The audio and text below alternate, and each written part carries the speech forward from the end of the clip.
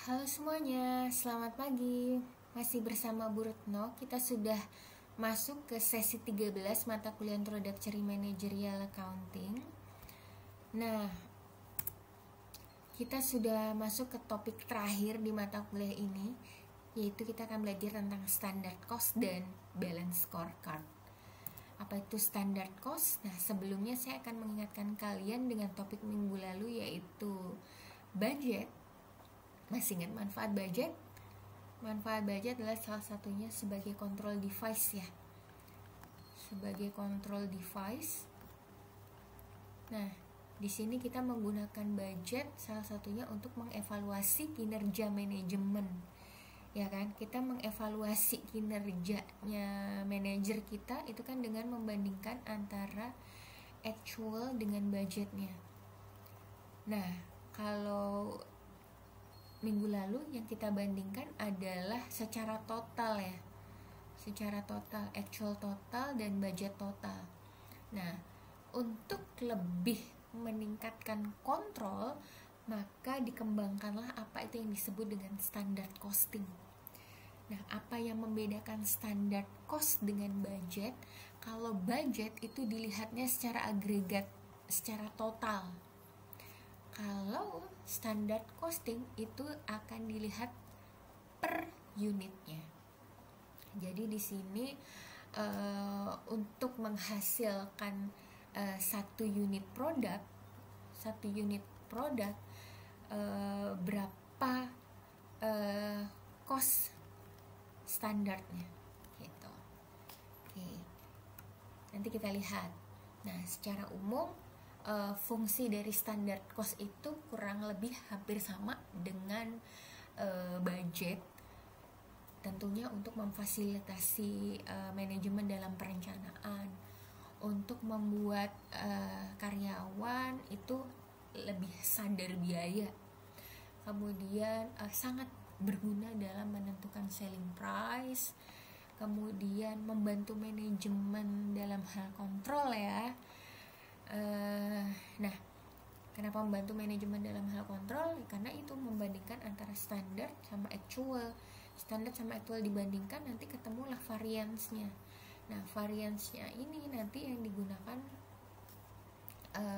untuk evaluasi, yaitu manajemen by exception, untuk evaluasi kinerja. Dilihat apakah variansnya itu material, signifikan atau enggak. Kalau signifikan, jadi subjek investigasi, dianalisis apa yang salah gitu. Nah, manfaat lainnya adalah untuk menyederhanakan costing gitu. Nah, lalu bagaimana sih konsep standard cost? Dari mana kita membuat standard cost? Nah, ini kita bisa mencari input dari orang-orang yang emang in charge atau bertanggung jawab pada cost tersebut gitu. Oke, misalnya kita mau tahu standar costnya untuk labor, berarti kan orang yang charge di labor siapa? Misalnya orang yang charge di labor itu departemen produksi gitu ya, manajer departemen produksi. Makanya kita mau set standar cost untuk labor, berarti kita berdiskusi dengan manajer di produksi ini, kira-kira standar cost untuk labor berapa ya, rate-nya berapa ya gitu. Untuk membuat satu unit produk butuh berapa labor hour ya gitu. Nah, itu diskusi gitu. Atau bisa juga selain dari input dari memang orang yang bertanggung jawab, bisa juga dari historical experience gitu, dari pengalaman sebelumnya gimana sih normalnya untuk memproduksi satu unit produk itu butuh berapa kilogram bahan baku sih, terus 1 kilogram bahan bakunya itu standar costnya berapa sih gitu. Nah, kalau misalnya kalian perusahaan baru belum punya historical experience, bagaimana menentukan standard cost? Bisa dari R&D, dari research and development. Nah, dari research and development tuh kalian bisa menentukan standard cost yang tepat untuk produk kalian itu berapa gitu.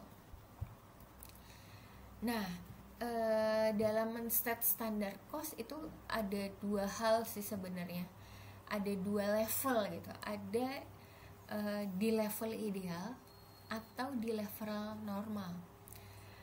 Tapi kalau standar cost di level ideal itu yang apa ya, kita mengasumsikan bahwa perusahaan itu beroperasi secara sempurna, tidak pernah ada kerusakan mesin, tidak pernah ada labor yang mogok kerja, labornya pun bekerja dengan sempurna, tidak pernah melakukan kesalahan gitu.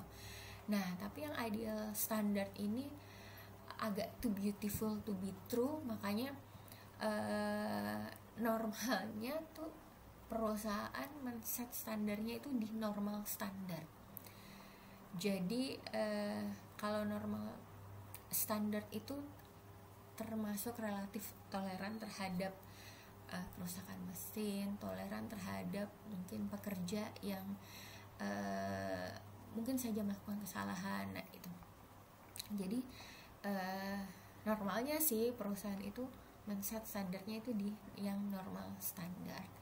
Jadi mungkin sudah pernah saya jelaskan di minggu lalu ya, bagaimana men-set budget. Men-set budget ya hampir sama sih dengan men-set standar cost. Kita set yang rigor tapi juga attainable. Kalau kemarin bahasanya saya untuk men-set budget itu challenging ya, challenging tapi attainable gitu. Kalau di standard cost kita set yang rigor setepat mungkin tapi attainable, tapi bisa dicapai gitu.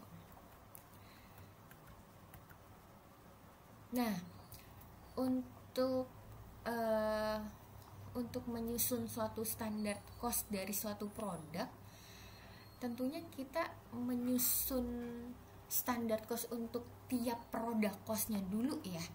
Jadi di sini kita akan menyusun standar cost untuk masing-masing produk cost dari DM, DL, dan MOH. Gitu. Nah, standar untuk masing-masing elemen ini didapat dari mana? Ya berarti didapat dari standard price to be paid dan standard quantity to be used. Jadi kalau bisa saya simplified ke dalam suatu rumus matematika, standard cost itu berarti gini, standard price dikali dengan standard quantity. Nah, inilah yang disebut dengan standard cost. Standard price dikali dengan standard quantity gitu. Nah, kita contoh nih, menentukan standard cost untuk direct material. Berapa standard price untuk suatu material? Nah, di sini bikinnya per kilogram. Jadi standard price untuk direct material itu terdiri dari harga jual, mungkin sudah net dari diskonnya, biaya angkut, terus biaya receiving dan handling. Nah, ini kalau di total adalah 3 euro. Berarti standard price untuk direct material per kilogramnya ini adalah 3 euro. Gitu. Kemudian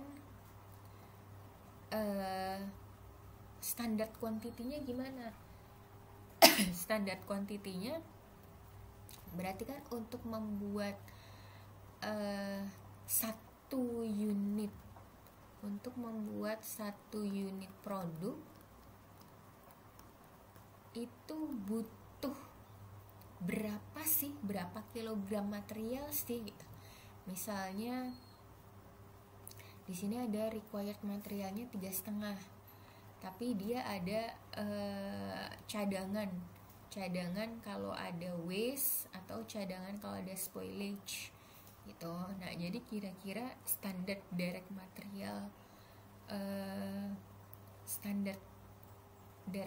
quantity per unitnya adalah 4 kg. Jadi standar costnya berapa? Standar cost untuk direct material Berarti kan standard price dikali dengan standard quantity. Tadi standard price-nya adalah 3, nah standard quantity-nya ini adalah 4. Berarti standard cost untuk direct material adalah 12 euro. Gitu. Oke, nah bagaimana dengan direct labor? Sama sih, direct labor standard cost ini juga nanti akan ditentukan dari standard rate dan standard hour gitu. Nah, kita cari standard rate-nya dulu. Standard rate per hour-nya itu berapa gitu. Nah, standard rate per hour-nya itu contoh di sini adalah 15 euro. 15 euro itu dari mana? Dari hourly wage rate-nya 12,5 ditambah cola itu semacam apa ya, cost of living adjustment ya, mungkin semacam apa ya, living adjustment, kayak bisa dibilang apa ya, living adjustment ya, kayak mungkin tunjangan ya gitu ya, tunjangan, tapi di sini fringe benefit itu tunjangan ya. Terus ada lagi ditambah payroll taxes. Jadi kira-kira standard direct labor rate per hour-nya itu adalah 15 euro. Nah, lalu untuk membuat satu unit produk butuh berapa hour? Berarti kita cari standard hour-nya. Nah, standard hour-nya ternyata di sini 2 jam. Untuk membuat satu unit produk itu butuh 2 jam. Di sini dapat dari mana? Dari actual production time, terus dari rest period and clean up, dari set up and downtime. Jadi kira-kira standard cost untuk labor itu adalah 30 euro. Lalu bagaimana dengan MOH? Nah, kalau MOH kita pakainya predetermined overhead rate. Jadi standar yang kita set dari predetermined overhead rate gitu. Masih ingat kan mengukur predetermined overhead rate? Oke, nah di sini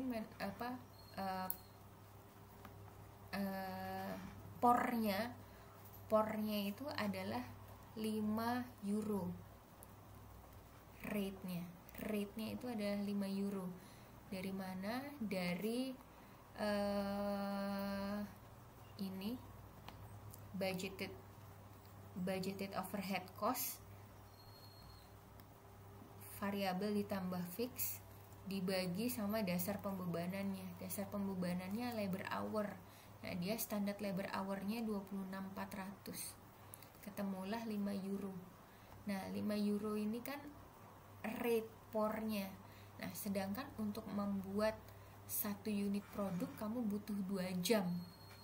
Nah, berarti di sini standar MOH rate-nya adalah 10 euro. Gitu. Sampai sini dipahami? Oke, nah jadi kalau bisa kita bilang untuk membuat satu unit produk maka standar cost-nya adalah 52 euro. Dapat dari mana 52 euro? Dari standar cost masing-masing DM, DL, dan OH. Jadi ketemulah di sini total standar cost per unit. Nah, ini kebetulan unitnya satuannya liter. Jadi 52 euro per liternya. Oke, jadi paham ya setting standard cost per unit produk. Nah, lalu kita di sini belajar lagi nih menentukan variance-nya. Salah satunya untuk pengukuran kinerjanya si manajemen sebagai untuk kontrol, untuk mengendalikan kinerja manajemen lah. Jadi, nah kita akan menentukan direct material variance. Nah, variance ini bahasa nama lainnya adalah difference, perbedaan ya, difference. Nah, nanti kita akan membandingkan antara actual dengan standar gitu. Nah, perbedaan antara actual dan standar itu yang disebut dengan variance. Nah, kalau actual cost-nya lebih kecil daripada standard cost, maka favorable. Tapi kalau actual cost-nya lebih besar daripada standard cost, itu unfavorable. Gitu. Oke. Nah, kita langsung ke menentukan direct material variance dulu ya. Nah, tapi nanti gini, di direct material variance itu kita breakdown jadi dua. Jadi kan kita membandingkan antara actual sama standar. Nah, ini nanti total variance ya, total variance. Tapi di direct material variance ini akan kita bagi dua lagi variance-nya. Kita lihat dari price variance-nya dan kita lihat dari quantity variance-nya. Gitu. Kita lihat ya. Kita masih soal yang sama ya.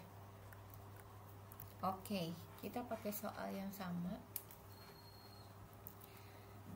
Ini oke. Nah, ternyata nah di sini dilihat nih. Ini actual cost-nya.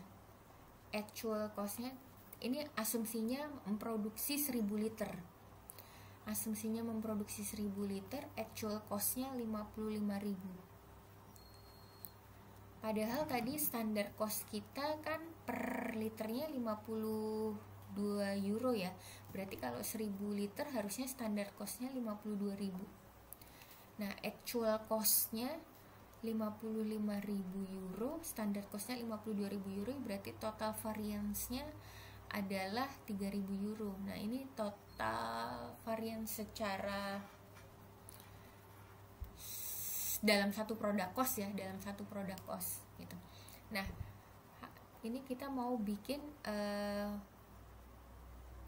analisis varian per produk cost, jadi per DM, per DL, per OH gitu. Nah, yang pertama kita bikin direct material variance. Dalam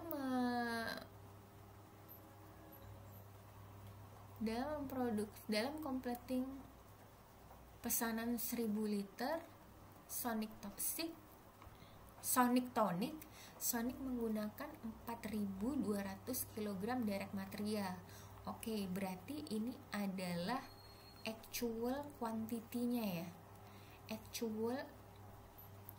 Bisa dibilang actual quantity-nya penggunaan direct material. Kemudian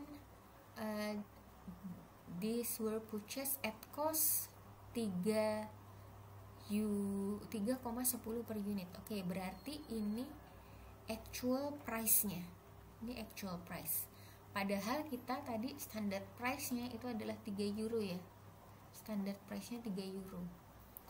Nah, standard quantity-nya 4 kg.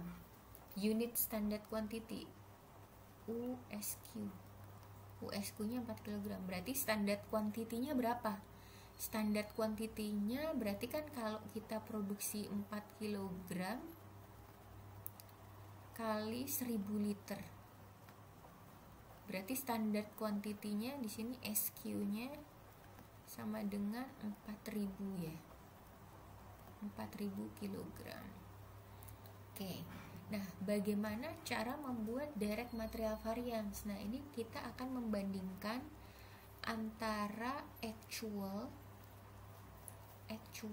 dengan standard. Oke. Namanya aja actual ya. Berarti di sini actual itu didapat dari actual quantity dikali dengan actual price. Begini. actual quantity dikali dengan actual price. Nah, kalau yang standar berarti di sini yang standard quantity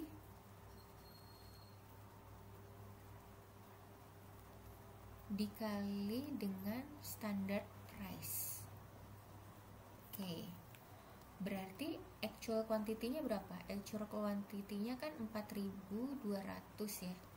4.200 kg dikali actual price-nya, ganggu banget nih, 3,1 euro. Ketemunya berapa ini? Ketemunya adalah 13.020 euro. Nah, kalau ini standard quantity-nya berapa? 4.000 kan? Standard quantity-nya kan 4.000 kilogram kali standard price 3 euro. Berarti ketemunya berapa? Standard cost-nya ketemunya di sini adalah 4.000 ya. 4.000 sih 12.000 guys. 12.000 euro. Gini. Oke. Nah, lalu berarti variansnya berapa? Variansnya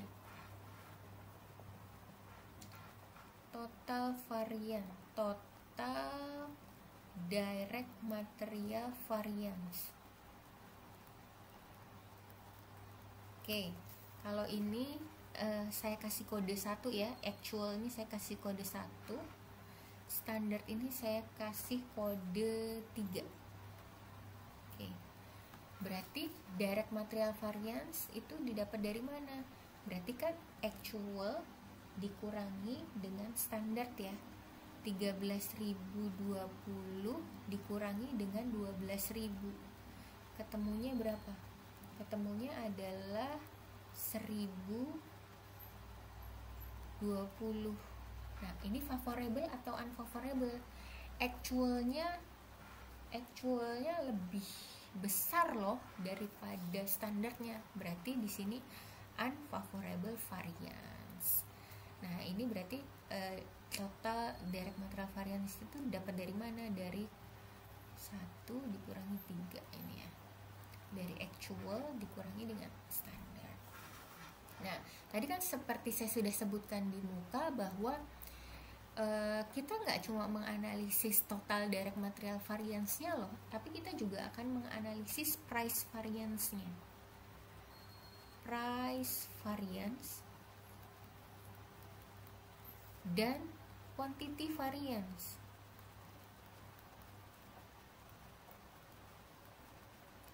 Adakah perbedaan pada harga yang actual dengan standarnya? Oke, berarti di sini kita mau melihat adakah perbedaan antara actual price dengan standard price. Kita kalikan dengan quantity-nya, actual quantity. Adakah perbedaannya antara harga yang actual dengan harga yang standar? That's why disebut dengan price variance. Nah, actual price-nya berapa?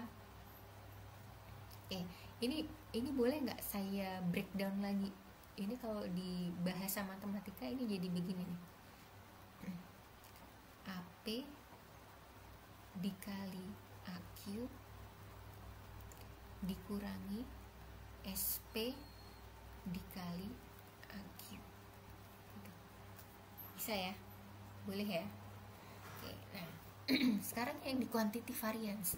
Di quantity variance ini kita mau lihat ada nggak sih perbedaan antara quantity yang actual dengan quantity yang seharusnya menjadi standar gitu. Berarti kan di sini actual quantity, kita mau melihat perbedaan antara actual quantity dengan standard quantity. Nah, ini dikali dengan standard price-nya gitu. Jadi quantity variance mau melihat adakah perbedaan antara quantity yang actual dengan quantity yang standard. Nah, ini kalau dengan bahasa matematika, rumus ini kita breakdown menjadi AQ dikali SP dikurangi SQ kali SP. Gini ya. Oke. Coba kalau kalian perhatikan, AP kali AQ ini kan sama ya, ini AP kali AQ ini kan ini ya. Ini. Gini. Nah, kemudian kalau AQ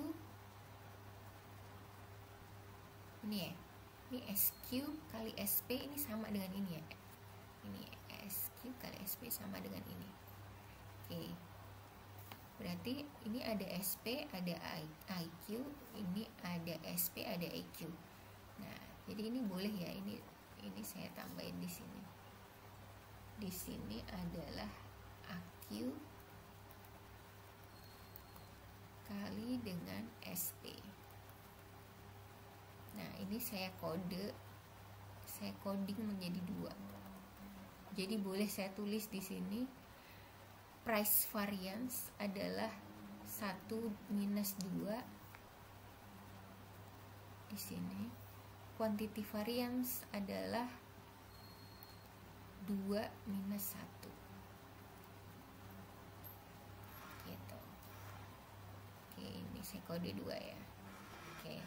Nah, berarti AQ dikali SP berapa nih? Actual quantity-nya adalah 4.200. Standard price-nya adalah 3. Berarti berapa? 12.600. Oke, berarti kalau yang ditanya adalah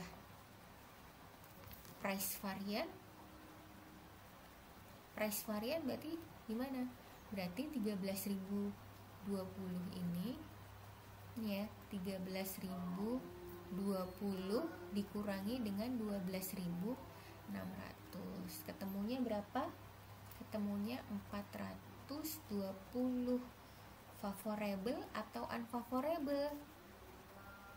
Unfavorable. Kenapa unfavorable? Karena price actualnya lebih besar daripada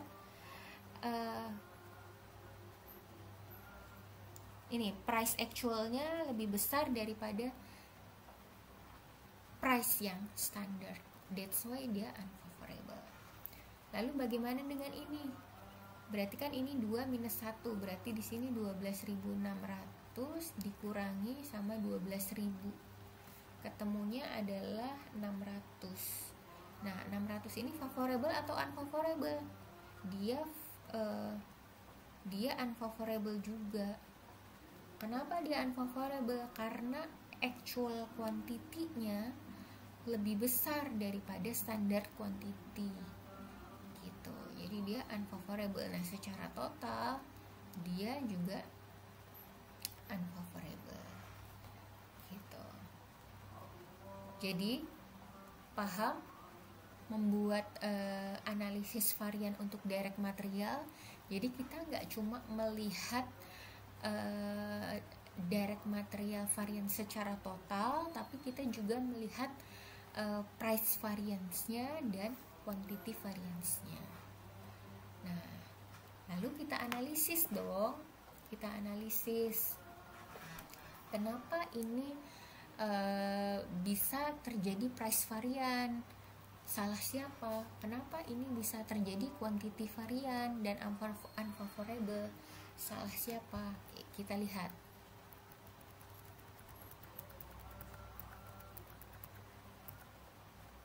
Nah, penyebab material variance. Kenapa sih material variance itu kenapa price variance itu bisa terjadi? Kenapa ada selisih harga gitu? Nah, ada berbagai faktor yang mempengaruhi material price varian. Mungkin kalau itu favorable mungkin ada diskon. Kalau kita beli secara banyak kan ada diskon. Atau ada isu terkait kualitas dari material yang kita beli. Misalnya unfavorable tuh, kita kan unfavorable berapa? Unfavorable 420 ya, price material variance-nya.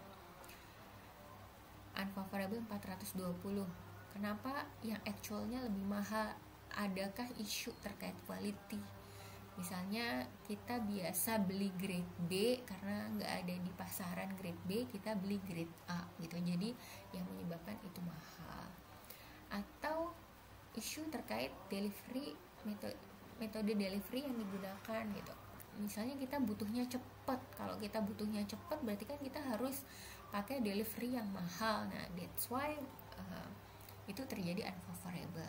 Lalu siapa yang bertanggung jawab? Berarti yang bertanggung jawab terkait price standard berarti adalah purchasing department. Tapi dilihat dulu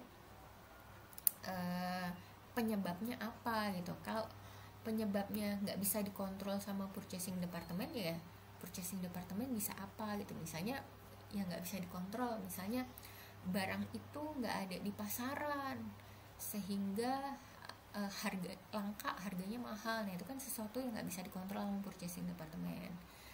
Nah kalau kayak gitu ya mau diapain lagi gitu, kecuali kalau istilahnya yang memang dia kemarin belinya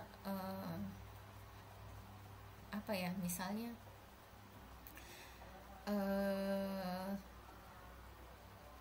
telat belinya di supplier lain karena misalnya supplier yang ini nggak provide, supplier yang biasa nggak provide. Nah itu kenapa? Apakah purchasing department salah antisipasi? Harusnya belinya 10 ton, dia beli cuma 5 ton, jadi kayak nggak antisipasi, pas beli mendadak supplier yang bersangkutan nggak siap. Nah itu berarti purchasing department tuh yang bertanggung jawab.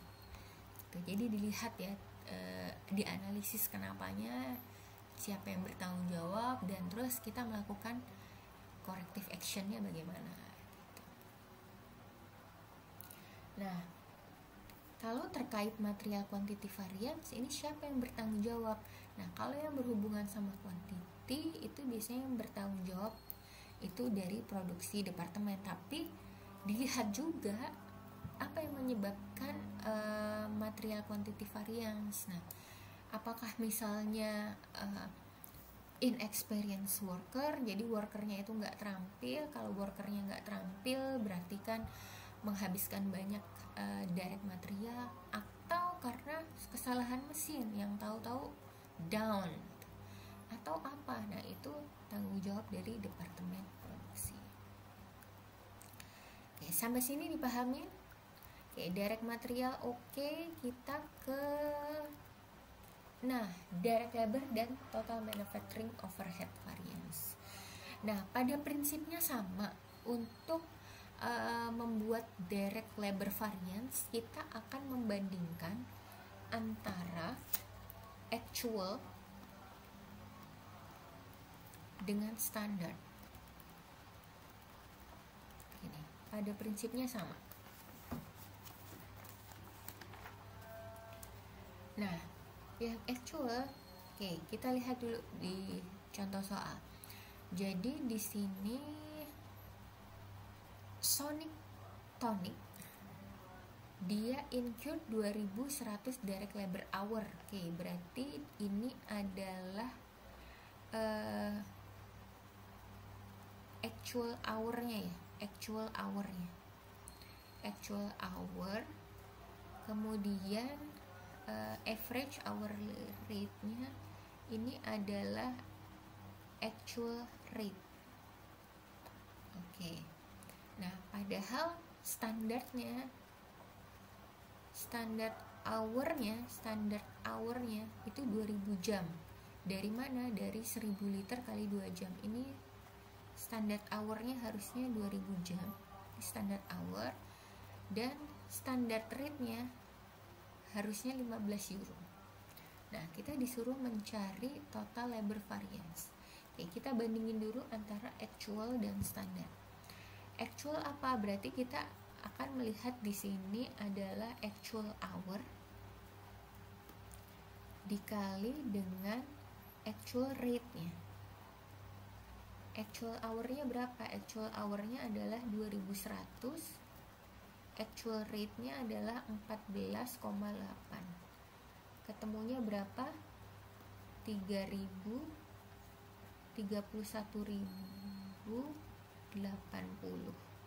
euro. Gini. Lalu bagaimana dengan standar cost-nya untuk labor hour? Berarti di sini adalah standard hour-nya. Standard hour-nya dikali dengan standard rate-nya. Standard hour-nya itu 2000 jam untuk memproduksi 1000 liter kali 15 euro. Ketemunya adalah 30.000.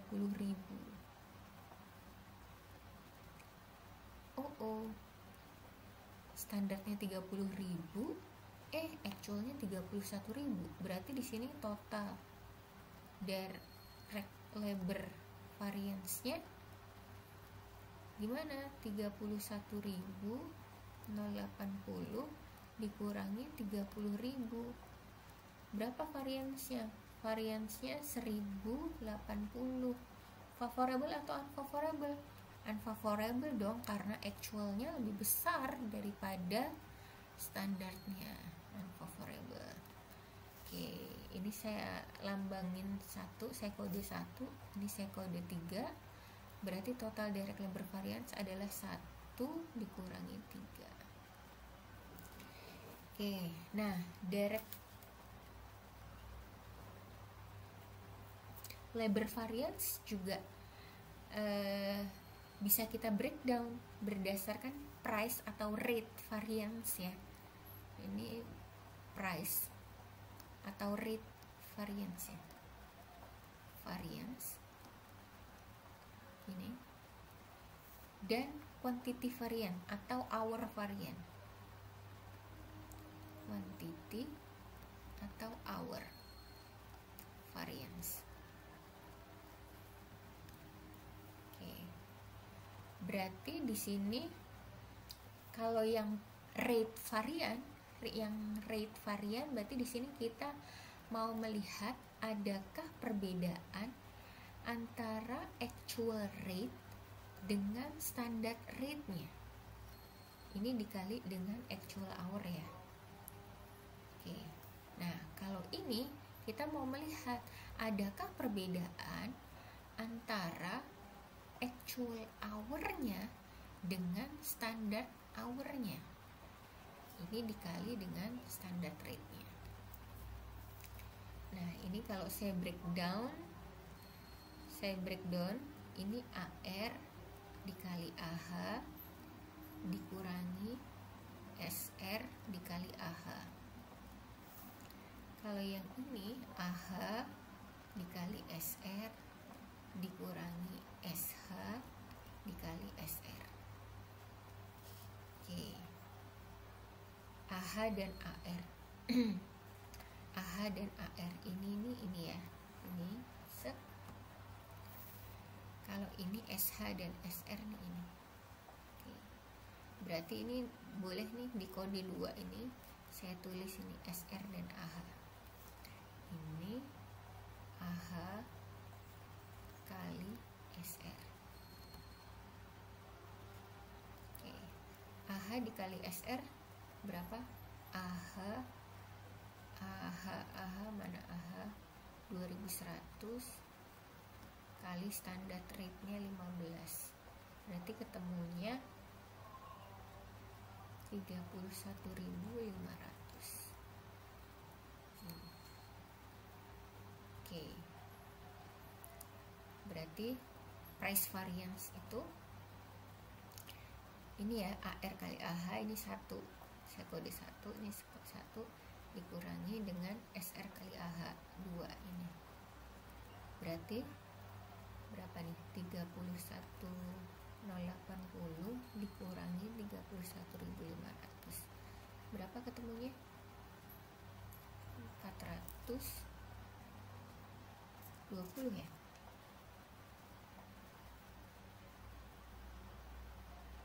Hmm, 420.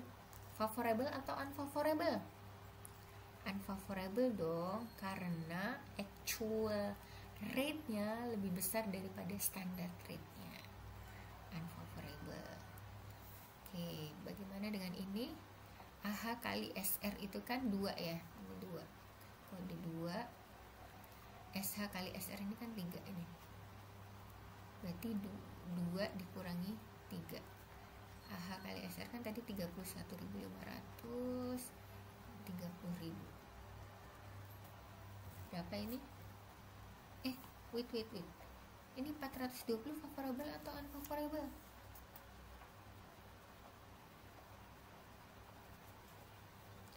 $420 favorable.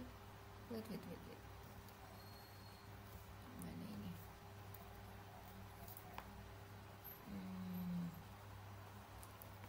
Actual rate-nya berapa? Actual rate-nya,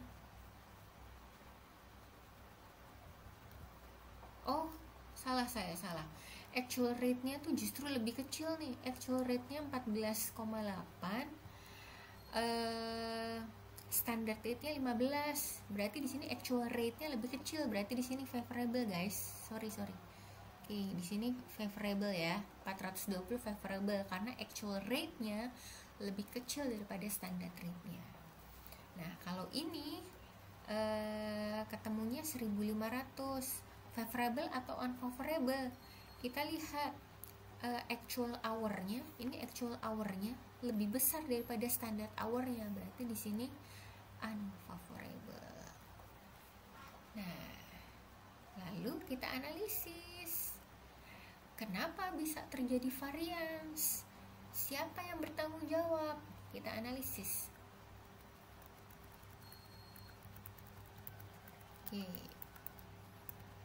Nah, apa penyebabnya? Bisa 2 faktor nih yang menyebabkan labor price varian atau labor rate varian. Pertama, kita membayar pekerja itu lebih besar daripada yang diekspektasikan. Misalnya yaitu karena mungkin banyak lembur kah atau apakah, atau misallocation of worker. Adakah labor yang nggak terampil yang kita tempatkan di situ? Kalau labor yang nggak terampil kita tempatkan di situ kan banyak barang waste. Kalau banyak barang waste, kita produksi lebih banyak, jadi lebih banyak lembur. Bisa aja kan. Nah, lalu siapa yang bertanggung jawab? Yang bertanggung jawab ya departemen produksi terkait labor cost ini. Oke, kalau labor quantity variance, salah siapa labor quantity variance? Labor quantity variance berarti kan labor hour variance ya. Jadi kelebihan jam yang menyebabkan dia unfavorable gitu. Nah, penyebabnya apa? Bisa aja terkait efisiensi dari worker, atau ya ini, kalau tadi kan quantity variance ya. Quantity variance itu bisa salah satu penyebab juga hour quantity variance di direct material itu juga bisa jadi alasan kenapa quantity variance juga terjadi di labor, yaitu karena mungkin yang pekerjanya nggak terampil sehingga menyebabkan banyak waste sehingga menyebabkan yang biasanya bisa dikerjakan 8 jam ini dikerjakan 10 jam gitu. Ini tanggung jawabnya siapa? Ya berarti production departemennya lagi gitu. Nah, oke. Paham ya direct material variance, direct labor variance. Nah, sekarang kita ke MOH variance.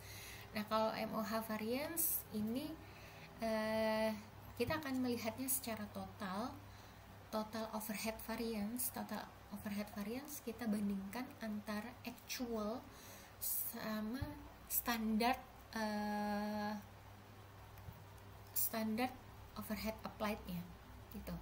Jadi di sini kalau misalnya actualnya 10.900, terus overhead applied-nya 10.000, overhead applied-nya ini berdasarkan POR standar ya. POR standar. Berarti total overhead variance-nya adalah 900. Favorable atau unfavorable? Unfavorable karena actualnya lebih besar daripada yang kita standarkan. Gitu. Nah, lalu apa yang menyebabkan manufacturing overhead variance? Nah, yang menyebabkan ya ini, mungkin kita overspending overhead. Bisa aja kita boros di indirect labor, boros di electricity, atau poor maintenance of machine. Tahu-tahu pabriknya down sehingga mau nggak mau harus maintenance. Nah, itu yang menyebabkan overhead variance, manufacturing overhead variance. Dan banyak hal. Nah, lalu ini tanggung jawabnya siapa? Bisa aja tanggung jawab dari production department atau sales department. Nah, ini dilihat jenis kesalahannya apa. Jadi kalau misalnya kesalahannya terkait ini nih overspending, indirect labor, electricity, bisa aja ini production department. Tapi kalau lack of sales order, berarti ini tanggung jawabnya sales department. Begitu. Oke, that's all tentang standard cost. Nah, ini terakhir banget sebelum ke balance scorecard ya. Bagaimana cara melaporkan variance? Nah, ini kan prinsip dari manajemen by exception adalah kita melihat variance-nya. Nah, variance-nya ini apakah material atau enggak, signifikan atau enggak, gitu kan. Nah, ini contoh variance report di purchasing department. Kamu lihat ini variance reportnya. Jadi dia membeli 3 jenis material, 3 jenis direct material. Kalau dilihat di sini tidak semuanya unfavorable, ada juga yang favorable. Nah, di sini dibandingkan antara actual price dengan standard price-nya. Lalu dilihat variance-nya. Ternyata untuk material yang tipe 1 dan tipe 3 ini unfavorable. Nah, di sini ada penjelasannya. Kenapa ini unfavorable? Oh, ternyata rush order. Mungkin dia buru-buru pesan sehingga harus pakai delivery express yang mahal, jadi ini unfavorable. Nah, ini kenapa favorable? Oh, ternyata kita belinya banyak, jadi dapat diskon. Nah, ini kenapa yang A85 unfavorable? Oh, karena regular suppliernya lagi nggak provide. Jadi kita mungkin beli di supplier lain yang harganya lebih mahal, jadi ini menyebabkan unfavorable. Nah, gini ya contoh varian report. Jadi ada explanation-nya, jadi kelihatan ini, oh ini tanggung jawabnya siapa gitu. Nah, ini kalau di income statement variance-nya, contoh aja ya, ini contoh, kita lihat di sini. Nah, ini variance, total variance yang unfavorable ini, bisa mengurangi gross profit at standard. Jadi gross profit 15.000 ini adalah gross profit actualnya. Jadi ketemulah net income-nya gitu. Nah, terakhir tentang balance scorecard. Kalau kemarin kalian belajar anggaran, itu kan salah satu cara untuk mengukur kinerja juga ya, kinerja manajemen dengan membandingkan antara actual sama budget. Tapi kalau budget itu kan mengukur kinerja tapi satuannya uang gitu ya, satuannya rupiah. Nah, kalau balance scorecard ini juga alat untuk mengukur kinerja manajemen, mengukur kinerja, tapi dia yang dilihat nggak cuma financial thing-nya, tapi dia juga mengukur kinerja dari non financial measure. Jadi yang diukur kinerjanya manajemen itu nggak cuma hal-hal yang berbau financial, tapi juga hal-hal yang di luar non financial gitu. Jadi pada intinya balance scorecard ini punya 4 perspektif, yaitu perspektif financial, perspektif customer, perspektif internal proses, dan perspektif learning and growth. Jadi kinerja manajemen itu bisa dilihat dari 4 perspektif ini gitu. Nah, kalau financial mungkin kalian udah jelas ya. Jadi yang diukur dari hal-hal yang berbau financial yaitu misalnya dari return of assetnya, dari profitabilitasnya nih, dari ROA-nya, dari labanya, dari credit ratingnya, dari harga sahamnya, atau dari profit per employee-nya. Nah, ini hal-hal yang berbau financial. Nah, tapi kalau dari perspektif customer, jadi kinerja itu juga bisa dilihat dari ini, percentage of customer who will recommend product, atau customer retention, atau response time per customer request, atau brand recognition, atau customer service expense per customer, atau tingkat kepuasan konsumen, itu juga bisa tingkat kepuasan konsumen, atau consumer repurchase. Jadi customer yang beli lagi. Nah, itu bisa jadi ukuran kinerja gitu ya. Berarti kan kinerja produknya itu bagus karena customernya balik lagi gitu. Nah, kemudian dari perspektif internal proses yang dilihat apa? Yang dilihat ini percentage of defect free product gitu. Kalau dia sudah zero defect, berarti dia kinerjanya bagus. Ini kan kalau zero defect kan nanti akan efeknya ke atas nih. Kalau dia zero defect, efeknya akan ke customer yang puas. Kalau customer yang puas akan ngaruhnya nanti di financial. Atau tingkat stock out-nya, atau labor utilization rate. Jadi tingkat pemanfaatan labornya, atau pengurangan waste-nya, atau planning accuracy-nya. Jadi dilihat benar-benar dari internal prosesnya. Oke. Bagaimana dengan perspektif learning and growth? Nah, keyword dari perspektif learning and growth itu di organisasi dan employee gitu. Nah, apakah bagaimana tingkat turnover-nya pegawai gitu. Kalau pegawainya itu tingkat dia turnover-nya rendah, berarti kan dia termasuk employee yang puas ya, yang puas sama perusahaan. Kalau dia employee yang puas sama perusahaan akan ngaruh ke kinerjanya kan. Nah, atau ini dilihat dari number of cross trained employee. Jadi bagaimana perusahaan itu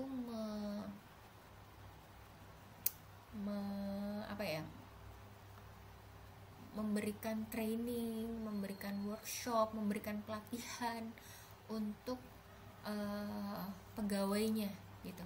Jadi di sini nih sebenarnya kalau kalian lihat perspektif balance scorecard itu saling berkesinambungan ini. Nah, misalnya gini ya, dari yang learning and growth. Yang learning and growth ini kan tujuannya untuk salah satu tujuannya adalah misalnya untuk meningkatkan kompetensinya karyawan ya. Kalau misalnya karyawannya kompeten, kalau labornya kompeten nih, kalau di sini labornya kompeten, itu akan meningkatkan internal proses kan. Kalau labornya kompeten, pastinya produknya itu zero defect, at least waste reduction lah gitu, atau produk yang dihasilkan memuaskan. Nah, kalau produk yang dihasilkan memuaskan, pastinya memuaskan customer kan. Kalau customernya puas, akan mempengaruhi di sini dong akan mempengaruhi di sales. Kalau mempengaruhi di sales akan mempengaruhi di net income gitu. Jadi mengapa pengukuran kinerja itu nggak cuma dilihat dari sisi financial, tapi juga dilihat dari sisi non financial, karena sisi non financial juga ujung-ujungnya akan mempengaruhi financial gitu. Sampai sini dipahami? Oke. Kalau belum paham, kita akan buka sesi pertanyaan di ruang diskusi. Oke, sampai sini aja. Sekian topik kita di akhir semester ini. Sampai ketemu lagi. Oke guys, thank you ya. See you.